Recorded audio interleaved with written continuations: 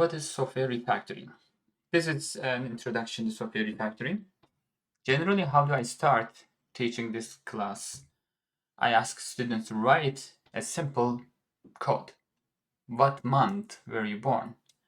And this activity requires person to, if they enter between 1 and 12, it's okay. But if it is less than 1 or greater than 12, it should re-ask and then force this one.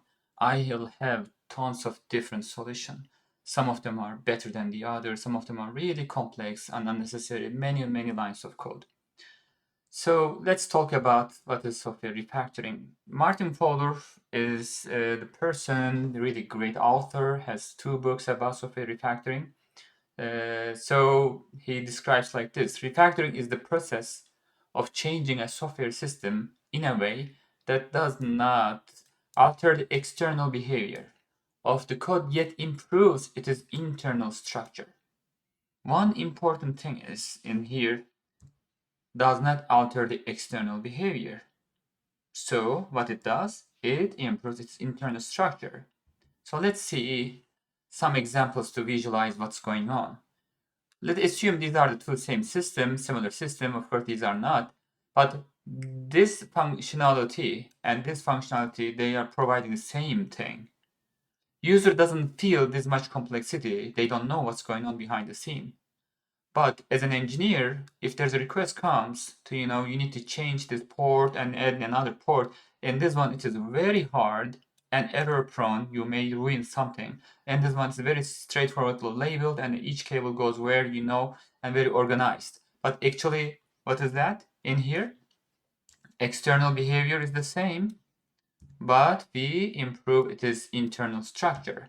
This example is great. Another example, this before and after. Another example would be your drawer. For example, this is just mix up stuff. It is the same thing, but this is very organized. Whichever you want, we are looking for, you can find it exactly same place and you grouped.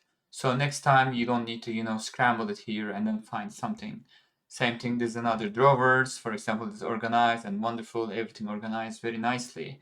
So we are serving the same thing, but this is maybe faster and more organized. And then if I need to upgrade or do something, I know where to find stuff. And your drawer, for example, here, all your t-shirts are just, and you aren't searching and maybe just want to wear something and you search. It is serving the same thing, but this is more efficient. And one common thing in all these organizing is nothing new, same stuff, but better organized. Easier to find, maintain, understand, use, enhance, write, all these things. So these are all valid for software case also.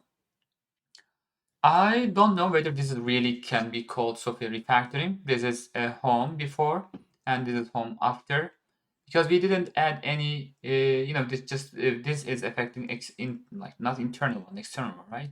But I wanted to go somewhere from here.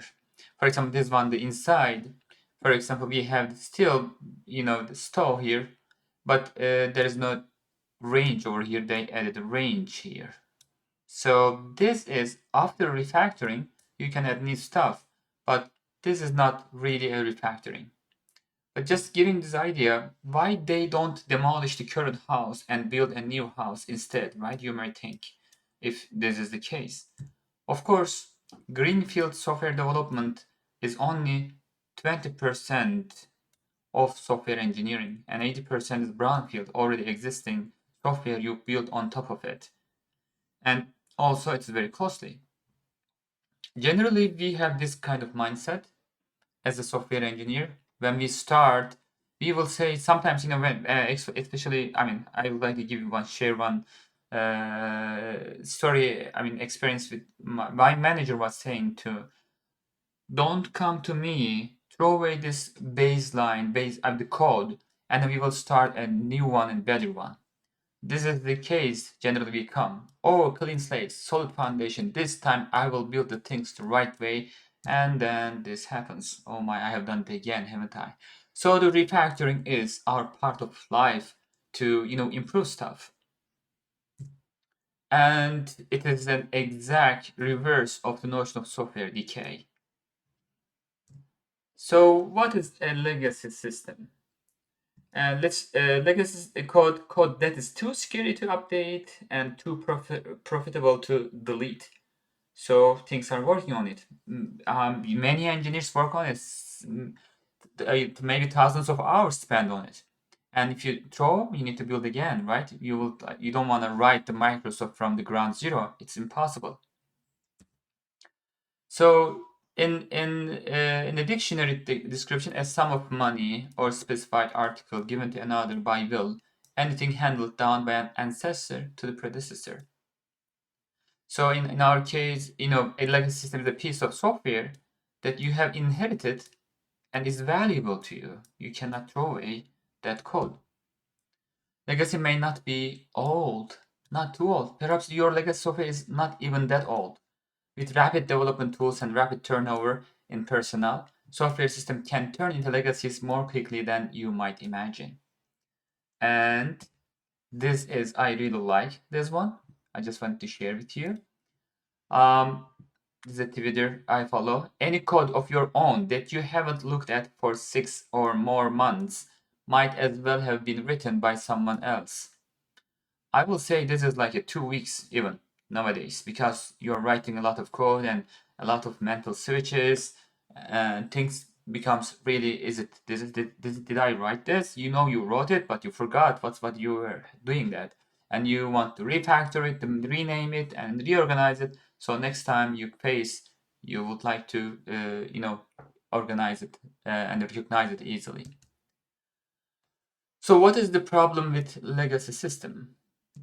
And what's the typical problems with legacy systems are original developers not available, outdated development methods used, extensive patches and modifications have been made, missing or outdated documentation.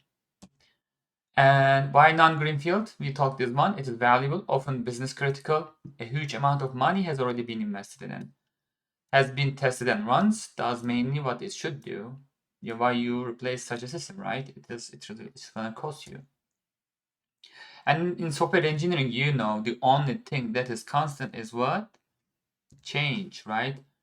And change is always part of our life. That's why software engineering is a little bit hard, and it is error prone.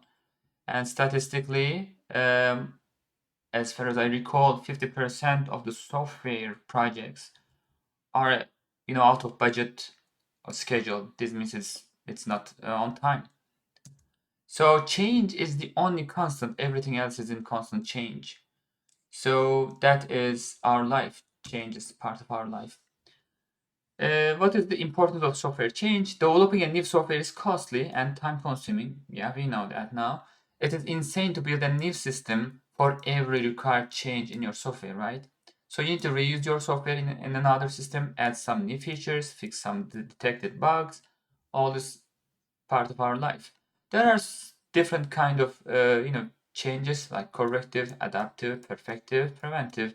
I don't want to go all of them, but if you look at here, we are spending 50% to 75% of global effort is spent on maintenance. So if you are going to maintain some software, you want it to be right and easy to fix, right? If you remember the previous example in drawer, it's not organized everything, or the cables are in the cabin, it's so so mixed up. It will be hard to understand what's going on, and you spend a lot of time for understanding, and you will need to fix it, but it's very hard to test it, so it will be really a problem. So we cannot throw away high cost. A goal of software refactoring, we can say, for re-engineering, is to reduce the complexity of legacy system sufficiently that it can continue to be used and adapted at an acceptable cost. So this is what we are going to cover in the series of recordings, and we just went over what is software refactoring, principles and best practice of refactoring, bad smells in code, and catalog of refactorings and examples. So there are things to cover. Thank you. And then another things what you need to know. An object-oriented language, I will be using mostly Java, but if you know C++ or C Sharp, you will be really ready to go. Some concepts needs to be cleared: inheritance, encapsulation, interface, abstract class. I'd like to cover this one also for you. And unified modeling language, we will be mostly using class diagram. Some sequence diagram also will be there.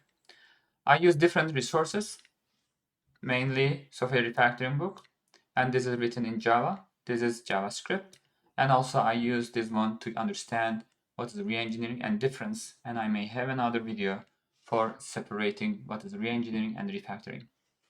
Thank you very much for watching.